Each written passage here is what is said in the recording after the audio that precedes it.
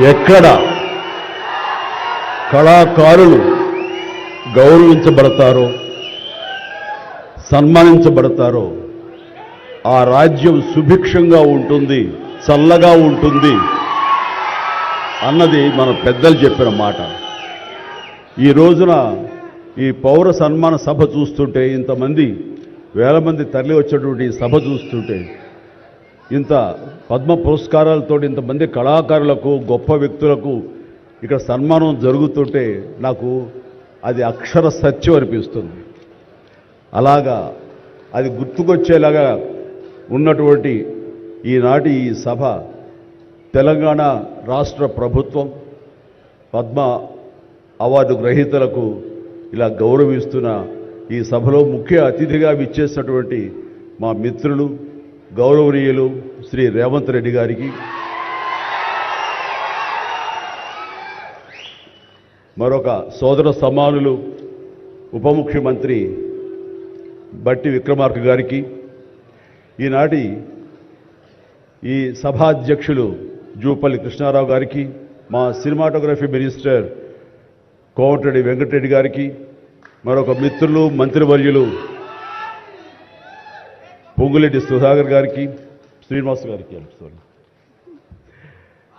ఇక ఇతర పెద్దలకు, అలాగే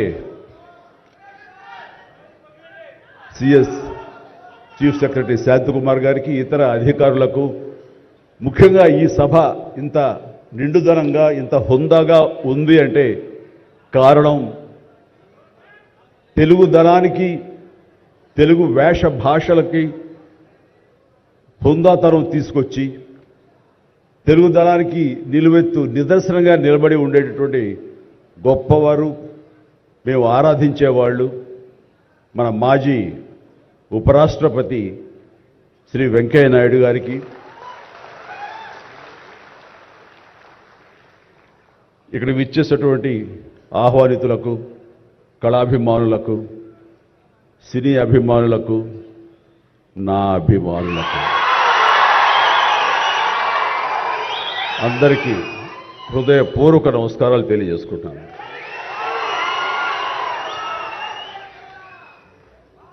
నాకు నిజంగా మా ఇంట్లో అడిగారు, పద్మ విభూషణ్ అవార్డు అనౌన్స్ చేయగానే చాలా ఆనందంగా, ఎంత ఆనందపడుతున్నారు ఏంటంటే, నిజంగా పద్మభూషణ్ అవార్డు వచ్చినప్పుడు నాకు ఉన్న ఆనందం అంతా ఇంత కాదు. కానీ ఇన్నేళ్ల తర్వాత ఇప్పుడు ఈ పద్మ విభూషణ్ అవార్డు వచ్చినప్పుడు నిజంగా అంత ఉత్సాహం లేదు. ఏదో వచ్చింది, సంతోషం, గౌరవంగా స్వీకరించాలి, ఎంత ప్రజాభిమానం అని అనుకుంటూ ఉన్నాను. కానీ ఆ తర్వాత తరలి వచ్చేటువంటి వివిధ ప్రాంతాల నుంచి మనుషులు కానివ్వండి, వ్యక్తులు, అభిమానులు, సినిమా పరిశ్రమ నుంచి కానివ్వండి, రకరకాల అసోసియేషన్స్ కానివ్వండి, అలా ఎంతోమంది రాజకీయ ప్రబుద్ధులు కానివ్వండి, అందరూ గత వారం రోజులుగా ఎడతెరిపి లేకుండా వాళ్ళు ప్రశంసలు కురిపిస్తున్నారంటే ఆ ఆనందం ద్విగుణీకృతమైంది. ఎంతో ఉద్వేగానికి, ఎంతో ఇదిగా అవార్డు ఇవ్వని అభిమానం, అవార్డు ఇవ్వని ఉత్సాహం, ప్రోత్సాహం మీ కరతాళ ధ్వనుల ద్వారా, మీ ప్రశంసల ద్వారా ప్రతి ఒక్కళ్ళు మనసారా ఆశీర్వదిస్తుంటే చాలు, ఈ జన్మ, ఇది పూర్వజన్మ సుకృతం, ఎప్పుడో చేసుకున్న పుణ్యఫలం, మా అమ్మానాన్నలు వాళ్ళకి జన్మించేందుకు వాళ్ళు చేసిన పుణ్యఫలం నాకు ఈ విధంగా సంక్రమించిందంటూ నేను నిజంగా మనసు స్పందించి అలా భావిస్తాను. అదే మీ ముందు ఉంచుతున్నాను. ఇక నాకు తెలిసి ప్రప్రథమంగా అవార్డులు అనౌన్స్ చేసిన వెంటనే ఒక ప్రభుత్వం స్పందించి వారికి ఈ రకంగా సన్మానం చెయ్యాలి అనే భావం రావటం అన్నది బహుశా ఎప్పుడు జరగలేదు. ఇదే మొట్టమొదటిసారి జరిగింది. దానికి ప్రధానమైన కారణం యువకులు, డైనమిక్ లీడర్ మన ముఖ్యమంత్రి రేవంత్ రెడ్డి గారు, అలాగే వాళ్ళ సహచర మంత్రి వర్యులు, వీళ్ళందరూ ఒక్కడిగా అనుకుని స్పందించిన మనసుతోటి మన వాళ్ళని మనం గౌరవించుకోకపోతే ఎలాగ గౌరవించుకోవాలి అంటూ అన్నది నిజంగా చెప్తాను. సభాముఖంగా వారికి నా హృదయపూర్వక ధన్యవాదాలు తెలియజేస్తాను. అంటే సన్మానాలకి ఇక్కడ నేనున్న కానీ మన వెంకయ్యనాయుడు గారు కానీ ఇతర పద్మ అవార్డీస్ కానీ ఎవరు కొత్త ఏం కాదు, వాళ్ళు రకరకాలుగా విధాలుగా వాళ్ళు సన్మానించబడుతూ ఉంటారు. కానీ సరిగ్గా ఇలాంటి సమయంలో ప్రభుత్వం ముందుకు రావడం అన్నది వారు ఈ కళాకారులకి కళలకి వారు ఇస్తున్న ప్రాముఖ్యతకి నిజంగా మనస్సు స్పందించి నేను నా అభినందనలు తెలియజేస్తున్నాను. ఇందులో భాగంగా నిన్న మొన్న ముఖ్యమంత్రి గారు అనౌన్స్ చేశారు, ఇక్కడ నంది అవార్డ్స్ అనేవి ఒకప్పుడు ఇస్తూ వచ్చాము. నంది అవార్డ్స్ అనేది తర్వాత అదేదో గత చరిత్రలాగా అయిపోయి మాకు అందరికీ చిన్న డిసప్పాయింట్మెంట్ ఉంది అటు ఇరు రాష్ట్రాల్లో కూడా. అరే కళాకారులు ఇంత నెగ్లెక్ట్ చేస్తున్నారు, ఇంత నిర్లక్ష్యపరుస్తున్నారు, ఎందుకు ఉత్సాహపరచట్లేదు? అది పెద్ద గొప్ప విషయం కూడా కాదు అది. అండ్ అది ఇస్తే కనుక చాలామంది చాలా ఉత్సాహం ఉంటుంది, ఆ ప్రోత్సాహంతో మరింత ముందుకెళ్తారు. తద్వారా ఎన్నో సినిమాలు కానీ నాటకరంగం కానీ ఇవన్నీ అభివృద్ధి చెందుతాయి. తద్వారా ఎంతోమందికి ఎంప్లాయ్మెంట్ కానివ్వండి, ఎంతోమంది ప్రోత్సాహం కళాకారులు ఇంకొంచెం రావడం కానివ్వండి. ఆ రకంగా ఈ రోజును చూస్తే కనుక మన సినిమాలు ప్రపంచవ్యాప్తంగా ముందుకెళ్తున్నాయంటే అలాంటి ప్రోత్సాహం అలాంటి ఉత్సాహం ఉండబట్టే. సో ప్రభుత్వ పరంగా కూడా అలాంటివి ఉంటే కనుక ఇది మరింత ముందుకెళ్ళడానికి అవకాశం ఉంది. అది గుర్తెరిగి ఈ రోజున ఆ అవార్డులు మళ్ళీ మనం రెజ్యూమ్ చేస్తాం, మళ్ళీ తిరిగి మళ్ళీ ఇస్తామని ఆ నిర్ణయం తీసుకోవటం, దానికి పేరు ప్రజాగాయకుడు. జీవితం అంతా కూడా రెవల్యూషనరీగా మార్పు తీసుకురావాలని ప్రయత్నించే నిరంతర శ్రామిక కళాకారుడు శ్రీ గద్దర్ గారు. గద్దర్ గారి పేరున అవార్డులు ఇవ్వటం అన్నది ఎంతో సముచితం, ఎంతో ఆనందం, ఎంతో ముదాహం. అలాంటి నిర్ణయం తీసుకున్నటువంటి మా ముఖ్యమంత్రి రేవంత్ రెడ్డి గారికి వారి సహచర్యులకి నేను మనస్ఫూర్తిగా నా హృదయ ధన్యవాదాలు ఈ సభాముఖంగా తెలియజేస్తున్నాను. అండ్ ఇక్కడ నాకు ఈ అవార్డు రావడం ఆనందం, కానీ ఆనందం మరింతగా ఉండటానికి కారణం మేము చిన్నప్పటి నుంచి ఎంతో అభిమానించి ఆయన చూసుకుని ఇన్స్పైర్ అయ్యాం. వారే స్టూడెంట్ లీడర్గా ఉండి జయాంధ్ర కోసం అప్పట్లో స్టీల్ ప్లాంట్ కోసంగా ప్రయత్నం చేసినటువంటి వెంకయ్యనాయుడు గారు. ఆయన వైజాగ్ కాలేజీలో యూనివర్సిటీలో ఆయన స్టూడెంట్గా ఉన్నప్పుడు ఆయన ఇచ్చిన పిలుపుకి ఎక్కడో నర్సాపురంలో ఉండే మేమందరం స్పందించి స్ట్రైక్ చేయడం అనేది జరిగింది. ఆ రోజు నుంచి కూడా మాకు ఒక లీడర్ లాగా, మా నాయకుడిలాగా ఆయన మేము భావిస్తూ వచ్చి నన్ను అలా మేము ఎదిగాం. ఆయన అప్పటి నుంచి అబ్జర్వ్ చేస్తూనే ఉన్నాను. ఆయన వాగ్దాటికి నేను పెద్ద ఫ్యాన్ని. ఆయన మాట్లాడే మాటలు అలాగా నోరు వెళ్ళగట్టి చూస్తుంటాను. ఇప్పుడు కూడా అదే ఎదురు చూస్తాను. ఆయన ఎంత ఓపికగా మాట్లాడతారో తెలియదు, కానీ డెఫినెట్గా అలరిస్తారంటూ ఎలాంటి సందేహం లేదు. సో ఆ రోజు నుంచి ఈ రోజు వరకు కూడాను ఆయన రాజకీయంగా ఒక హుందాతనంతో రియల్ స్టేట్స్మెన్ ఇన్ పాలిటిక్స్ అన్నది ఆయన నిర్మాణాత్మకంగా అలా ముందుకెళ్తూ ఈ రోజున అత్యున్నతమైన పొజిషన్ మాజీ ఉపరాష్ట్రపతిగా ఆయన నిర్వహించి తన బాధ్యతలు చేశారు. కానీ ఆయన ఎప్పుడూ మదన పడుతుంటారు. నాతో కూడా ఆయన షేర్ చేసుకున్నారు. రాజకీయాలు రాను ఇలాగా దుర్భాషలతోటి వ్యక్తిగత విమర్శలతోటి ఇలా దిగజారిపోతున్నాయి చిరంజీవి గారు. ఇది కాదు, ఇది ఆ హుందాతనం ఉండాలి. ఉండి కూడా ఎన్ని సాధించాం మేము.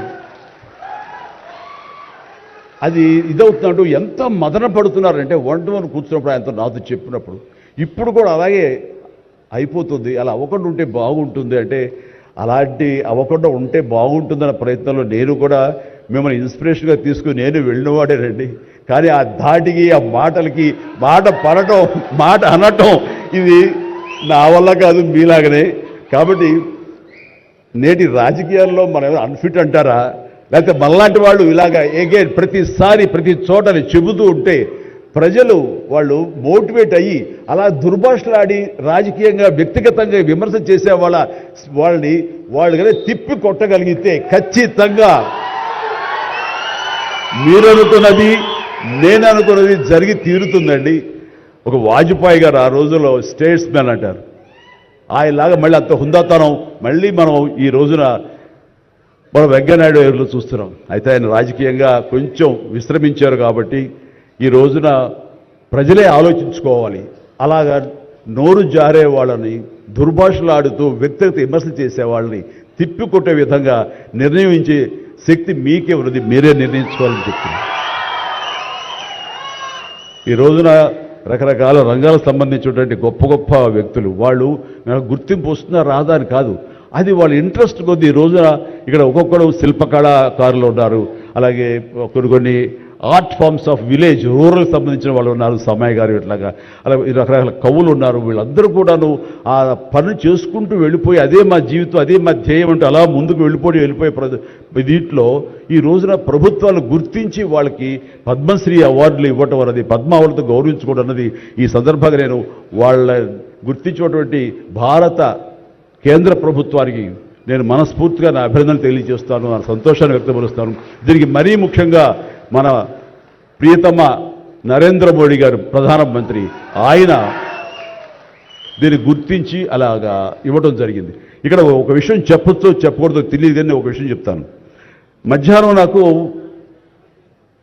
అవార్డు మీకు ఇవ్వాలనుకుంటున్నాము, మీకు మీ కన్ఫర్మేషన్ కానీ మీ యొక్క ఆమోదం మాకు తెలియాలంటూ హోమ్ డిపార్ట్మెంట్ నుంచి ఫోన్ ఇచ్చినప్పుడు ఒక షాకు లోన్ అయ్యాను. అప్పటికి ముందు నుంచి స్పెక్యులేషన్స్ ఉన్నాయి కానీ నాకు ఇవన్నీ కూడా వస్తాయి లేవో అనే దాని మీద ఎప్పుడో మీమాంస ఉండేది నాకు. వాళ్ళు చెప్పగానే సంతోషించాను. సో ఈవినింగ్ ఎన్నింటికి వస్తుందని వాళ్ళు 6-7 o'clock వస్తుంటే అప్పటి నుంచి అలా టీవీలు ముందు కూర్చున్నాను. సో కొంతసేపు చూసేసరికి రాలేదు ఆ వచ్చినాయి అని గబగబా నేను సర్దుకొని కూర్చుంటే ముందు పద్మశ్రీ అవార్డులు ఒక 34-36 వచ్చినాయి. ఆ తర్వాత నెక్స్ట్ మందే కదా అనుకుంటూ అందరూ సర్దుగా రెండు పిల్లలు గొడవ చేయకుండా కూర్చోండి రే ఇష్యూగా నా పేరు వస్తుంది అంటూ కూర్చాను. అరగంట అయింది రాలేదు, గంట అయింది రాలేదు, గంటన్నర అయింది. ఆహా ఓరి బాబు ఏంటిది, ఏదైనా తిరిగి ఏమైనా మారుస్తారా, మనకి వచ్చే అవకాశం లేదని చిన్న మీమాంసలో ఉన్నారు. ఆ తర్వాత వచ్చిందనుకోండి. ఆ తర్వాత ఇదే డౌట్ నేను మన వెంకయ్యనాయుడు గారి ఇంటికి వెళ్ళి నేను ఆయన గౌరవంగా ఆయన సన్మానించుకున్నప్పుడు ఆయన ముందు చెబితే ఇదంతా కూడా నరేంద్ర మోడీ గారు ఒక ఆలోచన అండి. పద్మశ్రీ అవార్డులు చాలా బడుగు బలహీన వర్గాలకు సంబంధించినటువంటి చిన్న స్థాయి కళాకారులకు వచ్చింది. ఒకేసారి వెంకయ్యనాయుడు గారి పేరు, చిరంజీవి పేరు, పద్మ సుబ్రహ్మణ్యం పేరు, వైజయంతిమాల బాలి పేరు వస్తే కనుక అది సుస్పష్ట, అది ప్రముఖంగా వేసేస్తారు. అలా వేసినప్పుడు వీళ్ళ గురించి ఎవరు చెప్పుకుంటారు? కాబట్టి వీళ్ళ గురించి చెప్పుకోవాలి అంటే గంటన్నర టైం మధ్యలో గ్యాప్ ఇవ్వండి. గంటన్నర వరకు వాళ్ళ గురించి చర్చ జరుగుతుంది. వాళ్ళు ఎవరు అంటారు, ఇక్కడ సమ్మయ్య ఎవరు, ఆచార్య గారు ఎవరు, ఇలా పేర్లని చెప్పుకుంటూ వాళ్ళ గురించి ఆలోచిస్తారు, చర్చించుకుంటారు. వాళ్ళకి గుర్తింపు వస్తుంది. అది రిజిస్టర్ అయిన తర్వాత దెన్ చిరంజీవి వెంకయ్యనాయుడు గారు ఏంటప్పుడు ఇష్టం అన్నారు. అది నిజంగా గొప్ప ఆలోచన, గొప్ప ఇది. వారి గురించి తెలుసుకున్న తర్వాత నాకు నరేంద్ర మోడీ గారి మీద గౌరవం మరింత పెరిగింది ఆయన చిన్న ఆలోచించి. సో ఇలాంటి సన్మానం జరగటం అన్నది నాకు నిజంగా అత్యంత గౌరవంగా భావిస్తాను. నా జన్మ సార్థకమైందని భావిస్తున్నాను. ఎన్నో ఆర్టిస్ట్కి సామాజిక బాధ్యత, సామాజికటువంటి సేవ చెయ్యాలి. అది నేను అనుకోను కాదు, ఏమీ కాదు, నాకు అనిపించి నా అభిమానులు అందరూ కలిపి వాళ్ళు ఎంతసేపటికి సినిమా థియేటర్లకో వాల్ పోస్టర్లకో పాలాభిషేకాలకో వీటి కొట్టుకోవడాలు వీటికి ఉండేటటువంటి కల్చర్ని మనం మార్చాలి అనే ఉద్దేశంతో వీళ్ళందరూ శక్తివంతులు. ఇలాంటి శక్తిని అన్గైడెడ్ మిస్సైల్లా ఉండకుండా దీని అన్నింటి ఛానలైజ్ చేస్తే కనుక వీళ్ళ చేత సత్కార్యాలు మనం చేయించుకోవచ్చు అనే భావం నాకు లేట్ 90s వచ్చింది. అందులో భాగంగా ఆ రోజున బ్లడ్ దొరకక ఎంతోమంది మరణిస్తున్నారని తెలిసిన తర్వాత ఇంతమంది ప్రజానీకం ఉండి కేవలం బ్లడ్ అనేది హాస్పిటల్లోనో లేకపోతే ఫార్మస్యూటికల్స్లోనో దేడు దొరకదు మనకి. అది మనిషి ఇంకో మనిషికి ఇస్తేనే దొరుకుతుంది. అలాంటిది మనుషుల్లో ఇన్స్పైర్ చేయక వాళ్ళు స్పందింపచేసే విధంగా ఎవరు ముందుకు రాక జరుగుతుంది. కాబట్టి నేను ఎందుకు చేయకూడదు? నా అభిమానులు అనేవాళ్ళు ఎస్ ప్రాణం ఇస్తామంటారు. ప్రాణం వద్దు, రక్తం ఇవ్వండి అంటూ నేను 25 సంవత్సరాల క్రితం ఇక్కడ బ్లడ్ బ్యాంక్ పెట్టిన తర్వాత ఈ ఉత్సాహం ఏమైనా పొంగులాగా ఉండి తర్వాత చల్లబడిపోతుందా అని అనుకున్నాను. కానీ లేదు, ఒక జీవనదిలాగా సాగుతూనే ఉంది. ఈరోజు కూడా మీ అందరి ప్రభావంతో ఎక్కడ మంచి కార్యక్రమం కానీ పుట్టినరోజు కానీ శుభకార్యం చేయాలన్న ప్రతి ఒక్కరు రక్తదానం కోసం ముందుకు వస్తున్నారు, రక్తదానం ఇస్తున్నారు అంటే కనుక దానికి ప్రప్రథమంగా నడుం బిగించింది నేను, నా అభిమానం చెప్పలో గర్వంగా ఉంది నాకు ఈ రోజుకి. అలాగే మన కరోనా క్రైసిస్ వచ్చినప్పుడు బయటికి వెళ్ళే అవకాశం లేదు, ఉపాధి లేదు, ఇంట్లో కట్టుబడి ఉండాలి. ఇలాంటి పరిస్థితుల్లో వాళ్ళందరికీ నిత్యావసర వస్తువులకు చాలా కష్టపడిపోతారు అనుకున్నప్పుడు నా ఇతర మిత్రుల సహాయ సహకారాలతోటి నేను పెద్ద ఎత్తున వాళ్ళకి 4 నెలల పాటు మన ఇళ్లలో తినే హై క్వాలిటీ గ్రాసరీస్ నేను వాళ్ళకి అందివ్వడం జరిగింది. అది వాళ్ళు బయటికి రాలేరు, పోలీసులు వాళ్ళు చాలా స్ట్రిక్ట్గా ఇంటికే పరిమితం చేస్తారు, ఏం తింటారు. అప్పుడు నా అభిమానులు నేను ప్రోత్సహించి వెళితే నా అభిమానులు ప్రతి ఇంటికి వెళ్ళి ఆ బ్యాగ్స్ ఇచ్చేవాళ్ళు. అది గొప్పగా నాకు ఎంతో సంతృప్తి ఇచ్చింది. అలాగే ఆక్సిజన్ దొరకని పరిస్థితుల్లో, ప్రభుత్వాలు కూడా చేయలేని పరిస్థితుల్లో, హాస్పిటల్స్ అన్ని కూడా చేతులు తీసిన పరిస్థితుల్లో నేను నా మిత్రుల సహకారంతో, నేను స్వయంగా నా అభిమానులతో వారం రోజుల్లో 32 ప్లేసెస్లో ఈరోజు ఆక్సిజన్ అందివ్వడం జరిగింది. అలాగే కాన్సన్ట్రేటర్స్ ఇవ్వడం జరిగింది.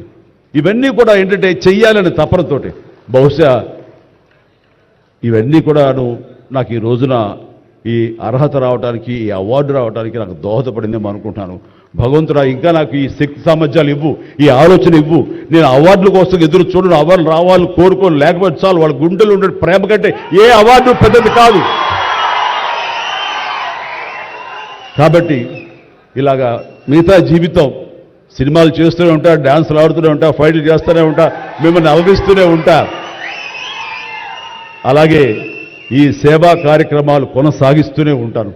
ఇది మీకు చెబుతూ ఈ అవకాశం ఇచ్చినటువంటి తెలంగాణ రాష్ట్ర ప్రభుత్వానికి, మరీ ముఖ్యంగా మా ముఖ్యమంత్రి గారికి, మా ఉప ముఖ్యమంత్రి భట్టి గారికి, అలాగే మా సినిమాటోగ్రఫీ మినిస్టర్ గారికి, మిగతా ఇతర మినిస్టర్స్ అందరికీ నా హృదయపూర్వక ధన్యవాదాలు తెలియజేస్తూ థ్యాంక్ యూ సో మచ్. జై హింద్.